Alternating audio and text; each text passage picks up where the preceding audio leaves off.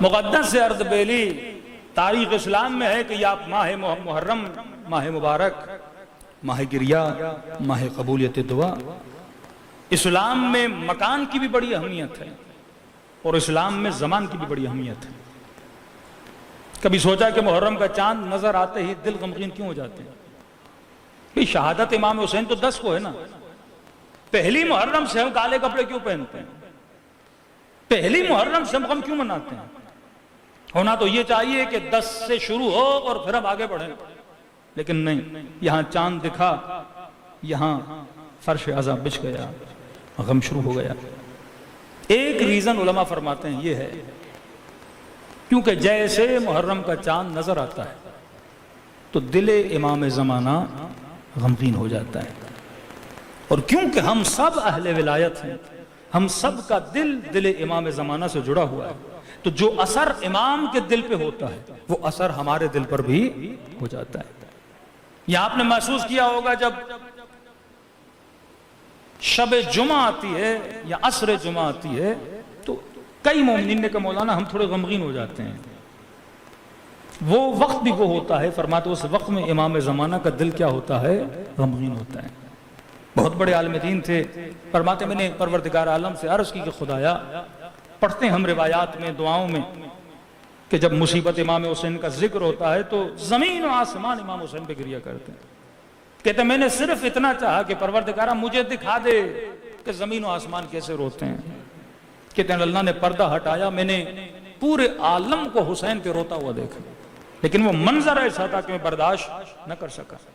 تو اسلام میں وقت اور اسلام میں دن، زمان اور مکان، خاص وقت میں دعا کرو قبول ہوتی ہے، خاص مکان پہ دعا کرو قبول ہوتی ہے۔ فرمایا تحت قبۃ الحسین، امام حسین کی زری کے نیچے جو بندہ دعا کرتا ہے، کہتے ہیں وہ دعا بہت جلد کیا ہو جاتی ہے؟ قبول ہو جاتی ہے۔ سیدہ نے پوچھا کہ بابا وہ کون سا وقت ہے کہ دعا کروں اور دعا جلدی قبول ہو؟ یہ سیدہ ہیں، فاطمہ الزہرا ہیں، یہ ہمیں بتا رہی ہیں۔ نبی نے فرمایا بیٹی جب سورج غروب ہونے کو آتا ہے یہ وقت وہ ہے جو قبولیت دعا کا وقت ہے۔ اور روایت میں ملتا ہے کہ بی بی اپنے کنیز کو بھیجتی تھی چھت پہ جا اور جا کر دیکھ جب سورج ڈھلنے لگے تو مجھے بتانا، اور کہتے جیسے کنیز کہتی تھی کہ بی بی اب سورج اس افق سے نیچے جا رہا ہے تو سیدہ مصلی بچھاتی تھی اور دعا کرتی تھی۔ کیوں کہا کہ وقت سحر دعا قبول ہوتی ہے؟ برملہ بولا کہ لیلۃ القدر خیر من الف شہر، اس ایک رات میں ایسا کیا ہے کہ 1000 مہینوں سے افضل۔ 1000 مہینے تقریباً 80 سال بنتے ہیں، مطلب ایک رات ایک بندے کی پوری زندگی سے افضل ہے۔ اور یہ بھی نہیں کہا کہ برابر خیر من الف شہر، 80 سال کی زندگی سے بہتر ہے یہ ایک رات۔ اس ایک رات میں تقدیریں آتی ہیں، اس ایک رات میں ملائکہ آتے ہیں۔ اسی طرح یوم عرفہ دن ہے، خاص اہمیت ہے۔ فرمایا کئی حجوں 60-70 حجوں کے برابر ہے جو عرفہ کا دن امام حسین کی کربلا میں گزارتا ہے، یا زیارت امام حسین عرفہ کے دن پڑھی جاتی ہے، اتنا ثواب ہے۔ تو جس وقت میں ابھی آپ جی رہے ہو یہ محرم کا وقت ہے، یہ ایام خاص ہے۔ آپ دوسرے دنوں میں آپ کے دل میں اتنا انقلاب نہیں آ سکتا جتنا محرم میں آتا ہے۔ دوسرے دنوں میں مجلسیں اتنی با اثر نہیں ہوتی جتنی ایام محرم میں ہوتی ہیں، کیونکہ یہ وقت کیا ہے؟ خاص وقت ہے۔ فرمایا ان دنوں میں ڈیلی امام حسین کی زیارت پڑھنے کا ثواب بہت زیادہ ہے۔ عام دنوں کی زیارت کہاں اور ایام محرم کی زیارت کہاں؟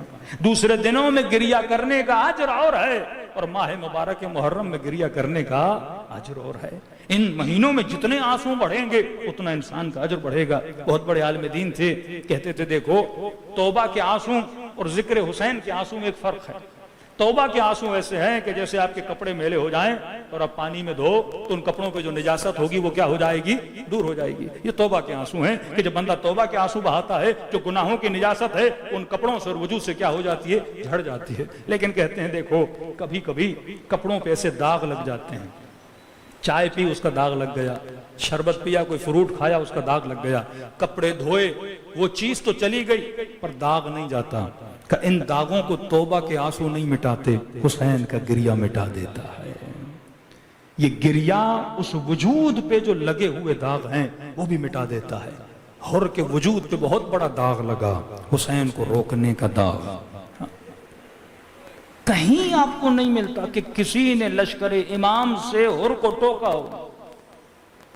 ہمارے ہاں جو ٹوکنے کی عادت ہے کہ پتا چلا کہ ایک بندہ نمازی نہیں ہے، پوری زندگی نیورزبیا کی مسجد میں نہیں آیا، اور 10 نمازی بیٹھے تھے، اچانک اس بندے میں بدلاؤ آیا اور اس نے کہا کہ آج کے بعد میں مسجد میں نماز پڑھوں گا۔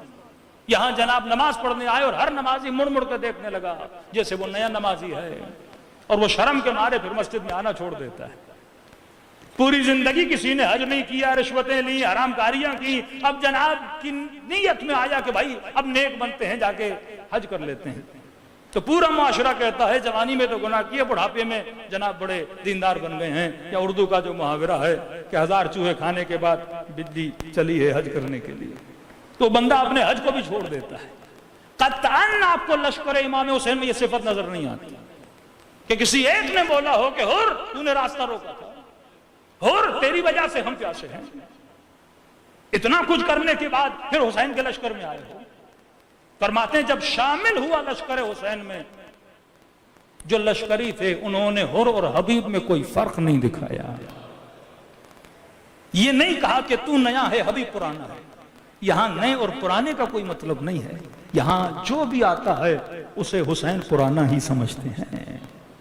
فرمایا یہ ویلکم کرنا کہ اگر کوئی انسان خطا کو چھوڑ رہا ہے اسے اس طرح سے کیا کیا جائے، ویلکم کیا جائے۔ تو غم حسین کا آنسو وجود سے جو داغ لگے ہوئے ہیں ان داغوں کو کیا کرتا ہے، مٹا دیتا ہے۔